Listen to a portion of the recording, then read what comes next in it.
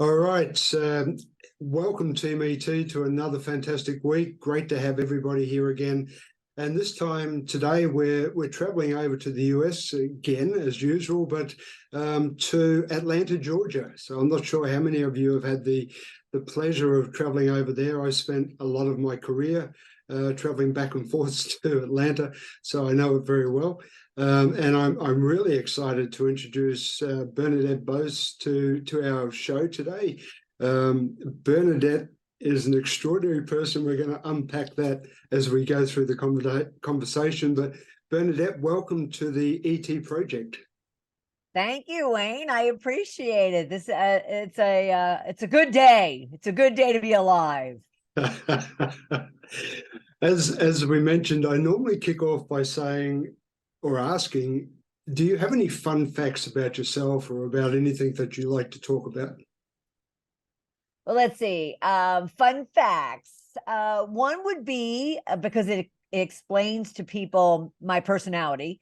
One is that I'm one of 12 children, and I'm the eighth of those 12. I have 6 brothers and 5 sisters. So that is unique to for many. At the same time, it really kind of explains being a middle child. It explains to people, the gregarious, outgoing, loud individual that I'm often described as. The other things would be, I have two passions that start with P. I have pickleball. I play pickleball, if you're familiar with pickleball. I'm not. And then I love puppies. So pickleball, and then this is pickleball. So pickleball is a kind of a condensed combination of tennis, badminton, and ping pong. Okay. And I was introduced to it about 4 or 5 years ago, and it totally reignited my athletic sport competition, in internal side. And I absolutely love it. And then the other one is puppies. So I tend to be known as a dog whisperer here around town, and people bring me their dogs to kind of take care of and watch on my free time, because I have a great backyard, and plus I absolutely love puppies. So one or two of them may call out while we're talking. That answered the question I was going to ask. Do you have your own dogs? And obviously, yes. I have one, and I'm watching another. So okay. Yes. Very good. And pickleball, how many people play like at the one time? Is it an individual thing you hit against a wall or over a net, or how do you play the game? Right. Well, it's on a court that's probably a third the size of a tennis court. Mm-hmm. And you could play singles, you could play gender doubles, or you can play mixed doubles. And I happen to play all 3, especially when it comes to tournaments, because I do compete. Right. So it is a individual sport, but it's also a team sport. Right. And were you a tennis player or a squash player in your earlier life? No. I was not. My sister, one of the 5 sisters I have, introduced all of us to it about 4 years ago. And I just was obsessed the minute I put a paddle in my hand. And then ever since, now all 5 of us play. And it's just a lot of fun, especially when we're together, on our vacations or whatnot, and we can all go out on a court together. It's just a lot of fun. And like I said, it just allows you to really, other than the exercise, which I love, it just allows me to really tap into my, competitive athletic side again. It makes me feel young again. Yeah, there's nothing wrong with that, of course, right? We all need that edge every once in a while. Anything happening in your life or in the world right at the moment that's got you excited? That has me excited. Well, I am doing it's spring, yay! So I am kind of getting my hands dirty out in my backyard and front yard, and just getting some help and coming in and really doing and focusing. Finally, it's been a number of years I've had time to focus on really just kind of reigniting my outside living spaces. So that has me excited that it's spring and it's daylight savings time. At least it is, here. And the other thing that has me excited is I'm doing some fabulous, fun, hard, but really transformative work and projects that have come up over the last, I would say, 9 months. And it's just it's keeping me very busy, but it's also a lot of fun at the same time, which, why not have fun if you're going to work your little tail off, right? Absolutely. More fun, the better. Are you in the States now? Are you working back in person, or are you very much virtual still? No, I'm definitely combination, and I have been for probably I guess since early last year was when we first started. Well, I guess we were virtual still in the spring, and then I would say or I'm sorry, in the winter. And then I would say in spring, second quarter last year, they started asking for face-to-face time. And so, and now it's not only face-to-face here in Atlanta, but now I'm traveling elsewhere to my clients. Right. So it's a combination of both. Yeah. I just had a vision pop into my head when you mentioned Atlanta again in spring. You have a wonderful park, and I'm just trying to remember where it is, up the main street somewhere there. A nice big park, and I spent many hours in that park roaming around. So yeah, I can visualize what it's like there at the moment. It'd be beautiful. Yeah, I can imagine. It's gorgeous, although it does look like the screen behind you because it's pollen season. And right. so everything is green. I mean, everything. Our cars are covered, our houses are covered, our clothes and bodies covered when we go outside. So that's the one thing downside about spring, but then the output from it is absolutely beautiful. So I don't complain. I just take a lot of Claritin. And is Atlanta your home city? Is that where you were born and raised? No. All of my 11 brothers and sisters are in Philadelphia, where we were raised. Right. Okay. Yeah. So I was in Philly. I went down to Boca Raton for college, stayed there for about 12 or 13 years. And then I've been in Atlanta since 95, right before the Olympics. Okay. Yes. Yeah, I remember Olympics over there. Yeah. So you went down to Florida, as you mentioned, for college as well as work, I believe. So you moved from college to work. So what did you study, by the way? I was a business management major student. Yes. Right. Yeah. So my degree is in business management. And when you first started work, what did you move into? What type of work? Well, that's interesting because it was kind of organic. Being one of 12, the expectation was set from an early age that if you wanted anything over and above what will keep you alive and fed, then you have to earn that yourself. So, I was taking jobs, babysitting or whatnot from the time I was 9 and 10 or 10. And then I lied about my age, and I got a gift wrapping job at a retail store when I was like 14. Okay. And so the next thing you know, I was in retail pretty much, through high school, through college. So by the time I was in college, I also had some management experience. And by the time I graduated from college, I already had a corporate job in retail. Okay. Yeah.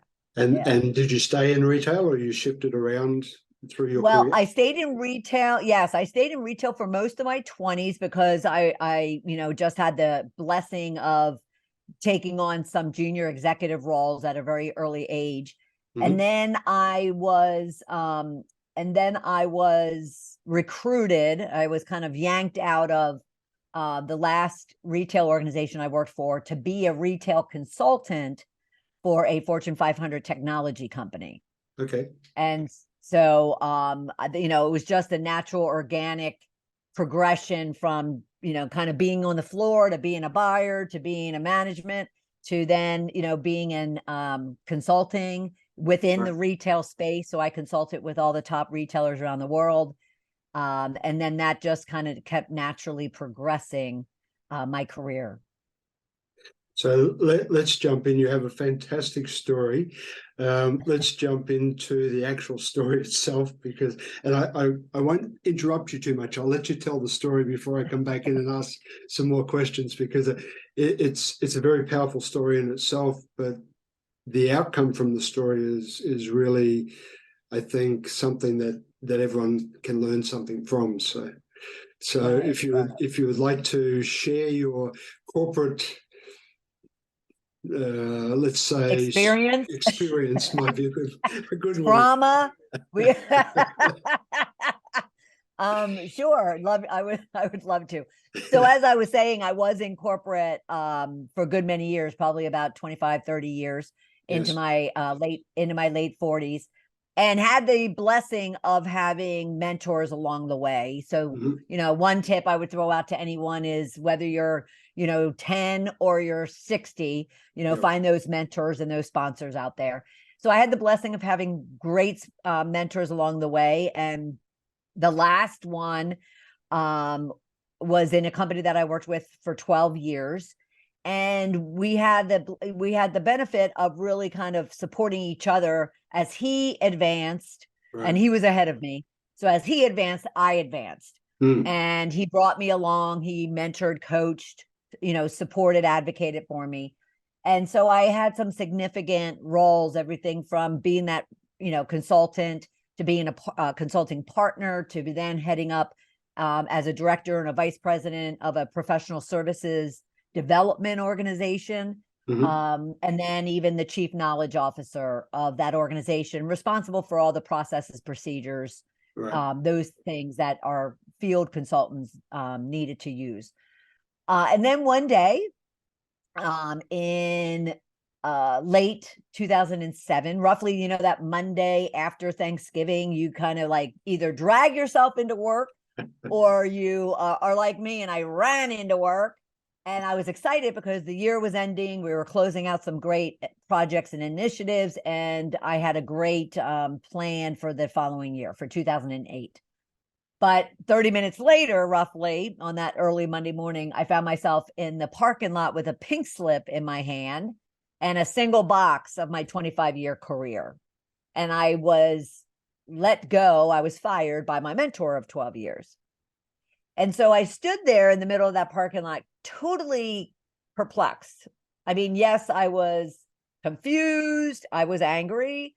I was perplexed. I was just totally baffled as to how I landed up in this parking lot after all of the blood, sweat, and tears, all of the great results, that I created for the company.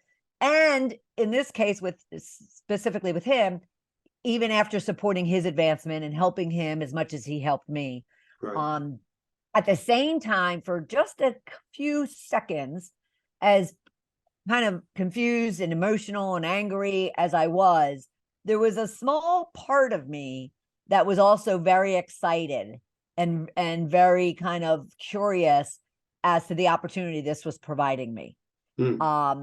And I kind of, instead of focusing on the anger and the bitterness and the confusion and whatnot, I for the first time in decades that I could remember, I focused on that positive piece, that little tiny thing within me that said, there's a great opportunity here. Didn't know what it was, but great opportunity here. You need to figure it out, because the man that you trusted and revered and respected and really held dear to your heart, and I knew he felt the same way toward me.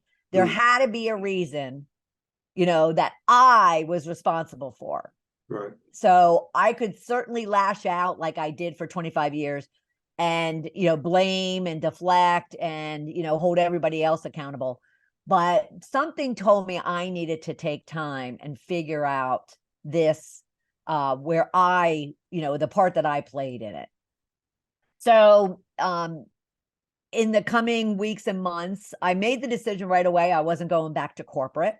So I was, I immediately knew I was going to use all of my extensive consulting and coaching and management experience to start my own business. But more importantly, I decided that I needed to go on a personal journey, what I landed up calling my excavation of my soul. And I needed to dig in really deep to understand the woman, the leader, the employee that I had become that landed me in that parking lot. So over the coming weeks and months, I really just asked myself some really deep, hard questions. And I would say about 11 or 12 months later, as I'm like running, starting my new business, and it's 2008, late 2008, when, all heck broke loose in the economy. I was out on a run with my dog, my previous dog, who's now passed, but I was out on a run with my dog at a park, and we're, kind of doing the circle. And I for like the year, I was trying to replay all of these different events and encounters and experiences in my life from childhood to that very day that caused me to land up in that parking lot. Like, why? What was it about me that caused this individual to make this really difficult decision? And all of a sudden, as I'm running and I'm kind of playing this film of my life in my head, all of a sudden she showed up. And when I say she, it was the me that had been projecting out into the world for the last 20, 25 years. And she was a nasty tyrant of an individual, of a woman, of a leader, of a boss, of a employee, of a friend, of a lover, of a sister, of a daughter. And it physically, literally, caused me to fall onto the ground in a pool of tears, of shame and disgust and humiliation and embarrassment and hurt and just regret. And I don't regret much, which we can talk about. But so there I was, and I was like, oh my God, that is why I was, fired. That is why I lost my 25-year career. That's why I lost my identity, that I was comfortable with, and, everything that went with it. And I thought, oh my, what am I going to do? I, immediately was just like, what do I do with this? Like, how can I, transform? How can I shift? How can I apologize and account for that person I had become? Because, you can't do that easily for 25 years of employees and vendors and partners and, clients and friends and family. So I just, I kind of said, okay, I need to start. I'm a journaler. I've been journaling since I was about 8 or 9. My dad passed that discipline down to me, and I love it. So I just started journaling and purging and, just trying to recount why I had become her. Because as a child, I was known as a sassy, precocious, loving, funny, kind, empathetic individual. And here I even had, comments afterwards, because here was the birth of social media, of just how nasty and cruel and curt and abrasive and demeaning and bully, of a bully that I was. Right. And I just had to reconcile, where in the world did I go? Did I stray so far? And I kind of looked back and I saw the patterns of, we talked about the fact that I went from Philly down to South Florida for college. And it was there that I went from this middle class, one of 12, hand me down, shit on a shingle. If you know that meal, it's an army meal. It's basically grub. So I came from that, that upbringing, and here I moved to the East Coast Rodeo Drive, if you're familiar with Rodeo Drive out in California. Yeah. And, it's extremely affluent. And the kids I went to school with and friends of mine were extremely affluent. And if they weren't, they were kind of those pretend affluent people. And I kind of saw that they had everything I wanted. So my goals were turning into those things that were all centered around power, position, and prosperity. And it wasn't all the good aspects of them. It was all the very aggressive, very greedy, very materialistic aspects of power, position, and prosperity that is all, what I truly wanted to obtain. I was very ambitious. I was very aggressive. And I was going to get those things. And I saw that my friends and the kids around me and the communities around me, they had all those things. And so I started watching the way they behaved, and how they behaved was they used their money and their power and position to pretty much get what they want through very abrasive, very demeaning, very hurt type of behavior. Your typical bully, the typical nasty customer that walks in and expects that everybody's going to drop what they're doing to respond to her. But guess what? They do. And so I just started to, kind of take on that persona, expecting it was going to be temporary, expecting it was just going to be what I needed to do in order to obtain the salary and the position and the corner office and everything that I wanted. And yet, as we know, masks can become permanent, and those behaviors can start to bleed into your, every being, part of your every being. Yes. And so the next thing you know, for the next 25, 30 years, I was that individual. And through my excavation of my soul and those questions I was asking, which are, if you ever want to figure out kind of who you're meant to truly be, you ask yourself the really deep questions that few of us, and I'm sure you know this, Wayne, few of us ask, and that is, who am I? But the real who am I, not the, I'm an author, speaker, sister, wife, whatever. But really, who am I? Like, and who do I want to be? Like, why am I working my tail off? Why am I loving as much as I'm loving? Why am I wanting to be and contributing to the world? Why is it, and who is it I want to become?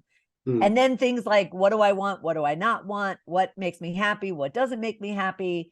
What are my values? My, the qualities and the traits, and morals that I want, that I want as a compass for, who I am and how I want to live. So I just started asking all those questions and decided that I was going to document them from my journal, in the journals I was scribbling into a book, because I definitely needed to help other people not go down the same path that I went down. Yep. And so that's where everything that I, live and breathe and talk and coach and train on is all around all of those aspects. And your book is called Shedding the Corporate Bitch. It is Shedding the Corporate Bitch, Shifting Your Bitches to Riches in Life and Business. Because, and I want to make sure it's clear, I did start writing the book with the thought process that I'm writing about a very nasty individual. But it turned out, who people call a bitch. But it turned out that what I was writing about was really the fears, insecurities, negativities, intimidations, low self-worth, low self-esteem that cause people to then lash out on those around them, and including themselves. And that today, and for probably the last 10 years, that today is what I call the bitches, are your fears and insecurities and negativities, not a person. And so that is, what I captured in the book, and then what I've captured ever since in the work that I do. Great. It's a fantastic story.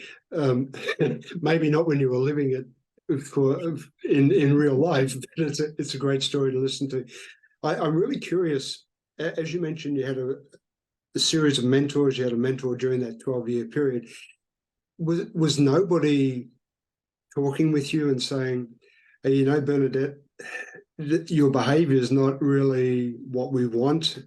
Was it people were fearful of you, or you just weren't hearing it? I would say that, well, that's a great question about the fearful. I loved making people scared of me. Mm. That was my mindset. I loved like walking into a room and getting people kind of all nervous and uncomfortable Right. because of my so-called power and position. But really, no one ever spelt it out in that way.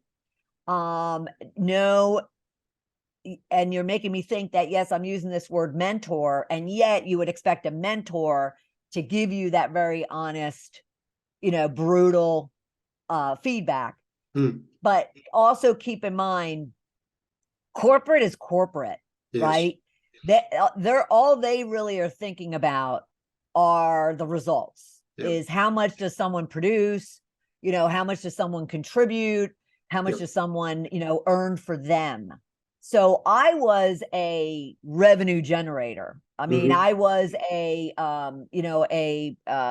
output producer, and I was extremely high achieving. And so no one, as long as I was getting the job done, and that infamous comment that many management members will make to you is, you do one thing really great and you get it done, or maybe you delivered on something, and their first statement is, what are you going to do for me today? Mm. So that was kind of the attitude of many, is kind of like, okay, great, what are you going to do for me today? And no one ever sat down and just said, this isn't working. I need you to change, your approach. And had they, because I get this a lot too, had they kind of dangled the threat of my ambition, the threat of that power, position, and prosperity that I was so desperate to achieve, that would have caused me to kind of go, wait a minute, at first I might be defensive. At first I might even be abrupt because I don't want to hear it.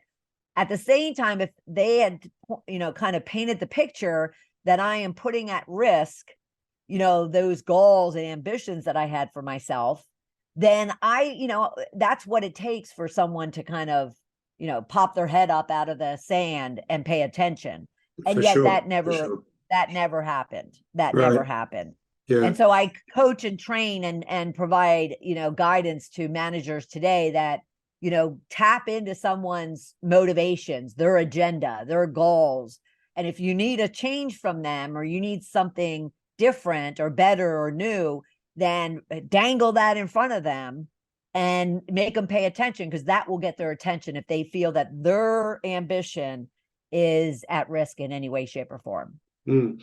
I read you wrote a comment somewhere, it might be on your website or something, essentially saying you need to be aware of the expectations of you as the leader. And I think that's so true. The question, of course, is what's the approach to develop that understanding? Do you just have the open conversation with the senior management? How would you coach the people that your clients in that situation? Right. Well, it really comes down to what I even mentioned about what you have to do in self-assessing yourself first. Is, you need to decide for yourself, who do you want to be? Yeah. Who do you want to be, as in my case, as a woman, as a sister, as a lover, as a, as a friend, as a client, as a vendor? Who do I want to be as a leader? And then, kind of, where am I now? So you do kind of a gap analysis. So where do I fit, in meeting those expectations that I have of myself? Right. But then, yes, I would suggest and recommend to and coach anyone to then say, then go also find out from your leaders. And well, I would actually start with from the people that work for you, for the people that you work with, and for the people that you work for. Find out from them, what is your expectation of me? What do you need from me?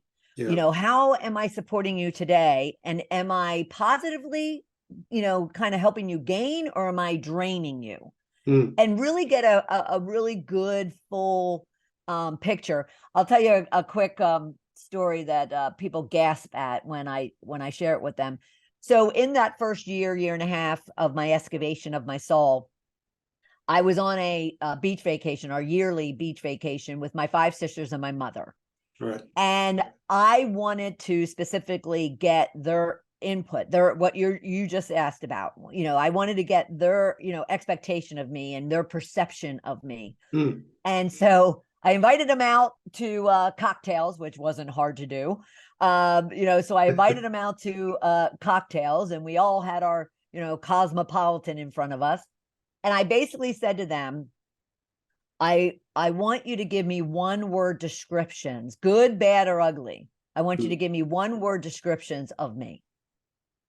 And I want it to come from not just like the surface or the external, but how do I make you feel? Yep. And, so they, in a very short period of time, was able to fill up like a page and a half of just 1-word statements. And trust me when I say good, bad, and very ugly. Mm-hmm. And that they loved doing it because they were given the freedom and the permission to do it. Yes. And I went into it preparing myself to receive it. Like, yes, you're going to get defensive. Yes, you're going to get hurt. Yes, you're going to be excited because of good stuff they're sharing. Yep. And I think anyone that is, listening and watching this, that's the position they need to take when they go to seek feedback. You're not going to just check a box. Yes. I asked for feedback.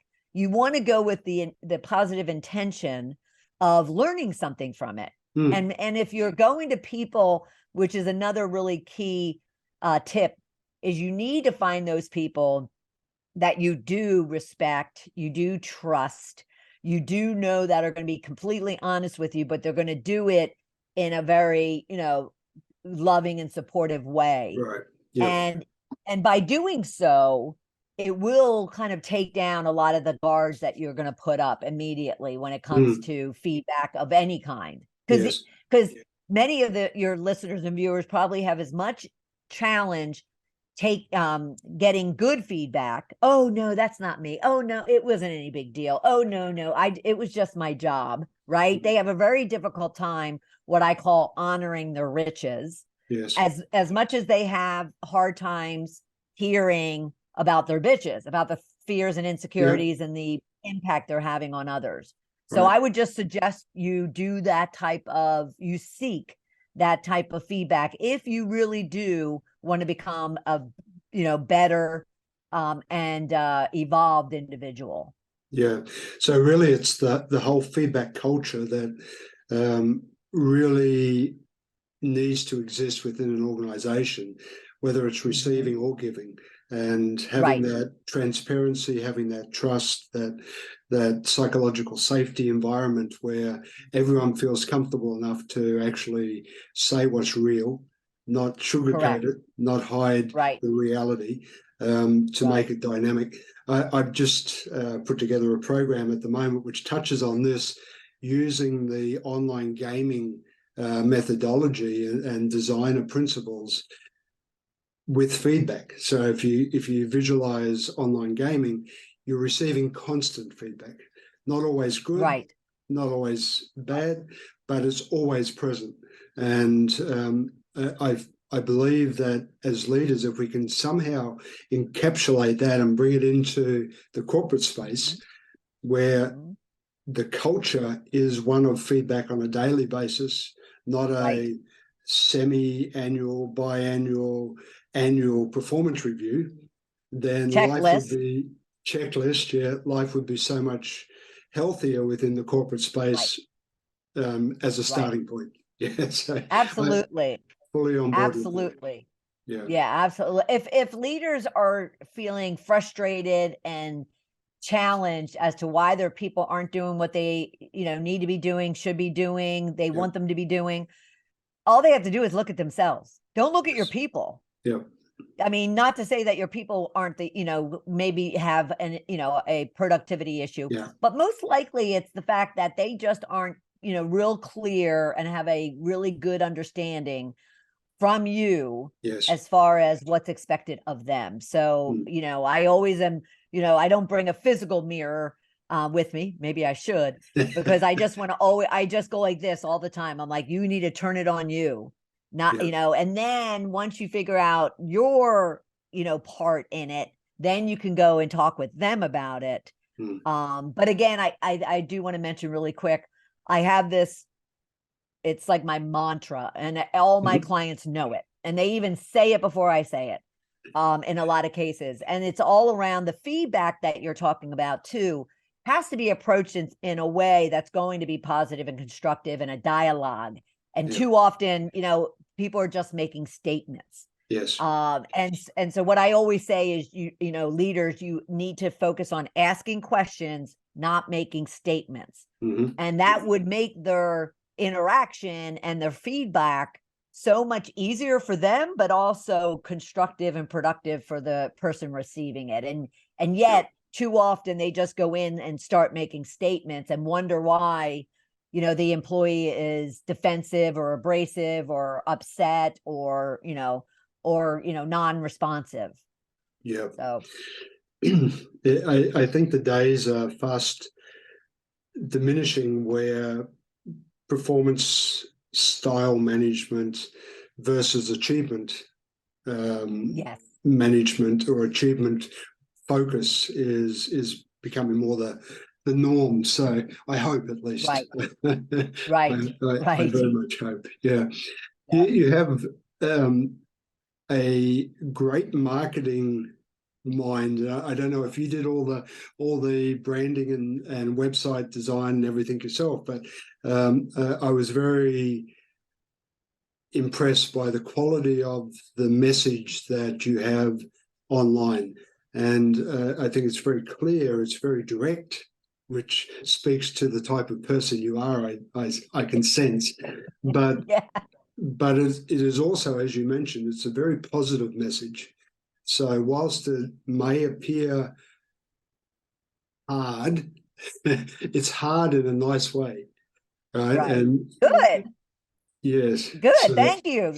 Yeah, thank you for that. Thank you for that. It hasn't happened overnight, and I haven't done it in a vacuum. At the same time, though, it was funny because when I wrote the book and I sent the manuscript to the publisher, yeah, publishers don't like, I'll just use the book title as an example. So the publishers don't like the same word being used in the title and in the subtitle. right. And so he says, so we need to kind of think about switching that up, because I came up with that. And now there is a great story behind that, but I'll finish this.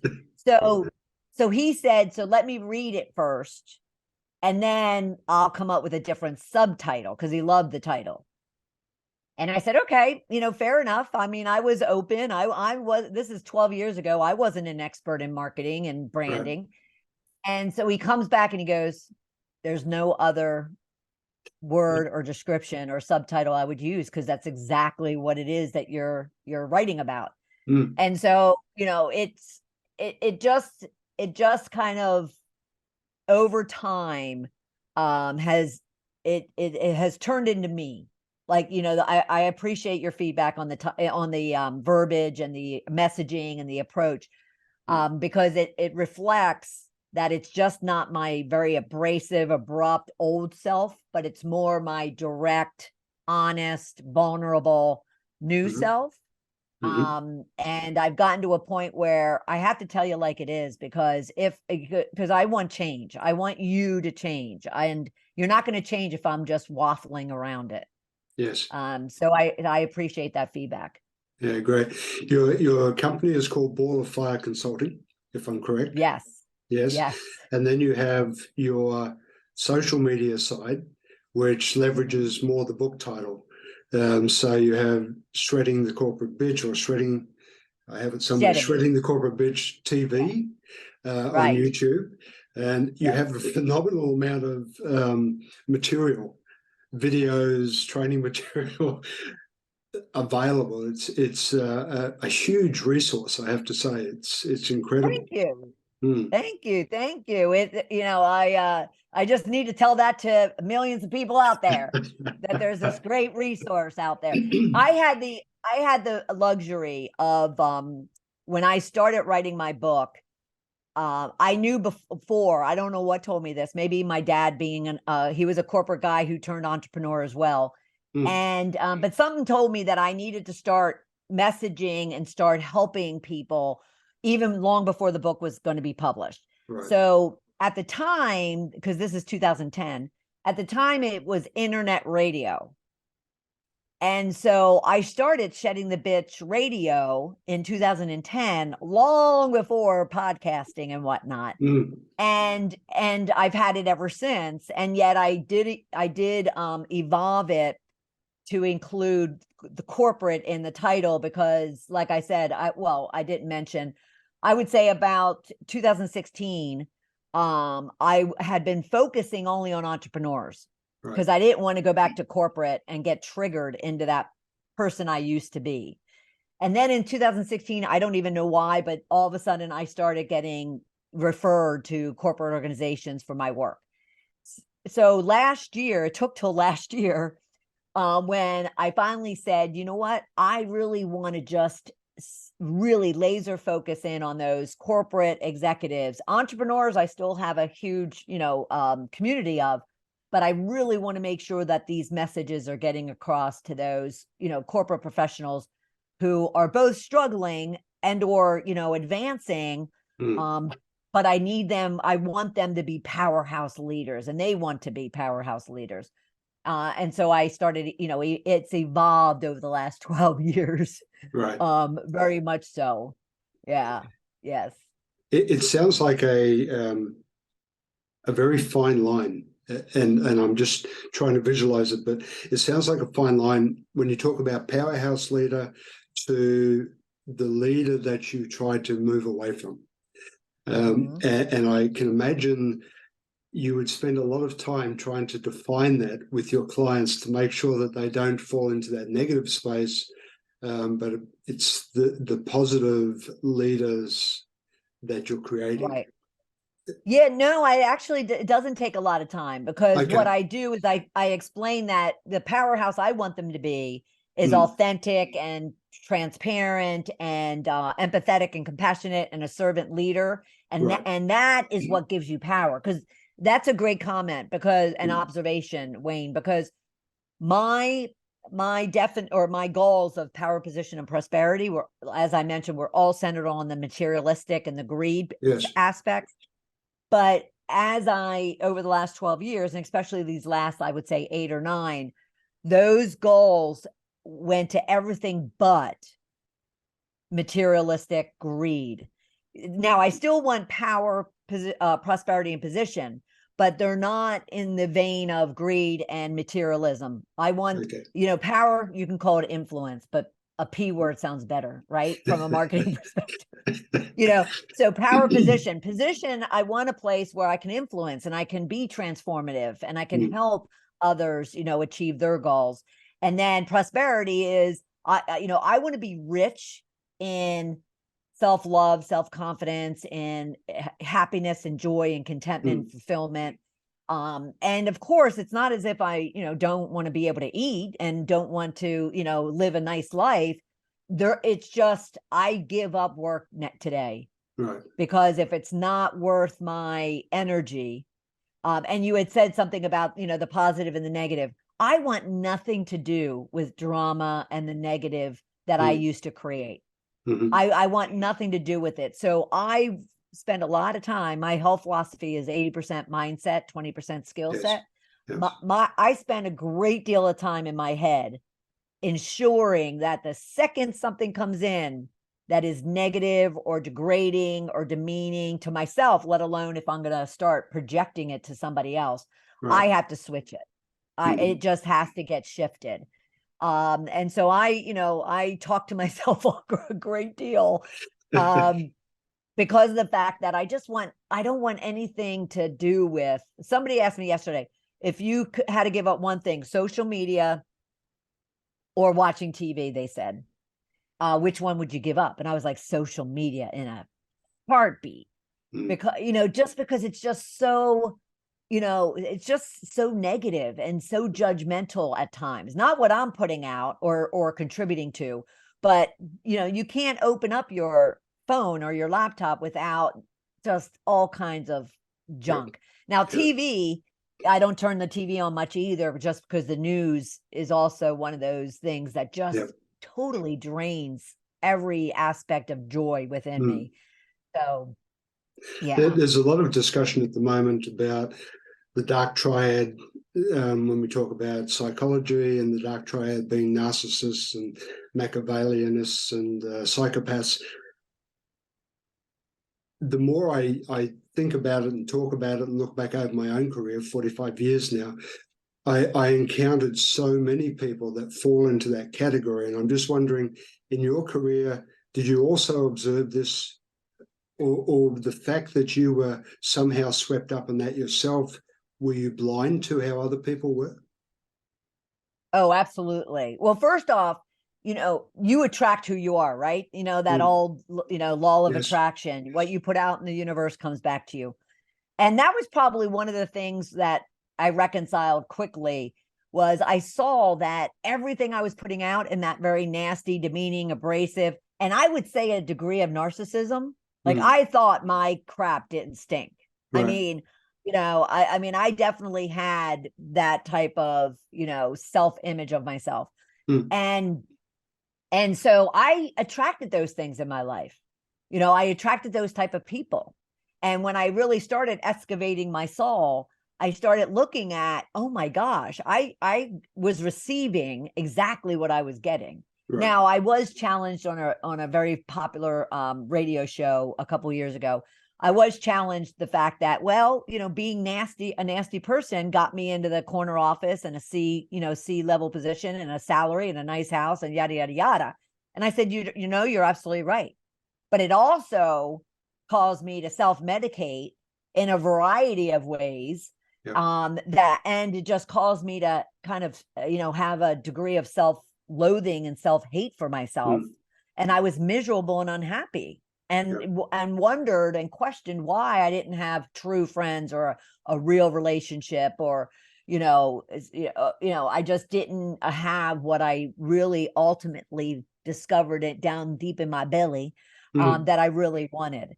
And so ever since then, I can smell them when they're coming. I mean, and it's one reason why I think around 2015, 2016, by this time it's been out there for 7 or 8 years, my name and my brand and whatnot.